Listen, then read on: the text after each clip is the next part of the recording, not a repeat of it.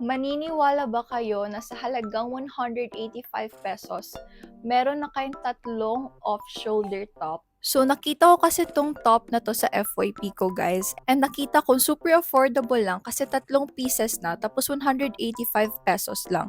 So, triny kong mag-order, guys, and nung nakuha ko 'to is pre-order siya, guys. So, naghintay ako ng mga ilang days and kakarating lang ng top na 'to, and for me, super sulit ng ₱185 ko. So, ito yung color brown, guys, and sobrang nagandahan talaga ako, as in nagko-complement siya sa skin ko. Yung tela niya, guys, is same doon sa mga nauusong double linen top. As in, sobrang ganda ng tela niya, hindi siya mainit, and hindi rin sobrang kapal. Perfect talaga ang tela ng top na to. Madami silang option dyan, guys, pero ang kinuha ko is color brown, color black, and color white.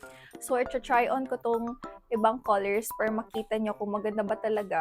Eto naman yung color white, guys. As you can see, guys, hindi masyadong manipis yung tela niya kasi hindi nakikita yung bra ko inside. So, itong top na to, guys, is free size siya. For size reference, my bust is 34. And ang nagustuhan ko sa off-shoulder na to, guys, is hindi siya bumaba dito sa shoulder nyo. So, if nagustuhan nyo din tong off-shoulder na to, guys, ilalagay ko yung link dito sa yellow basket.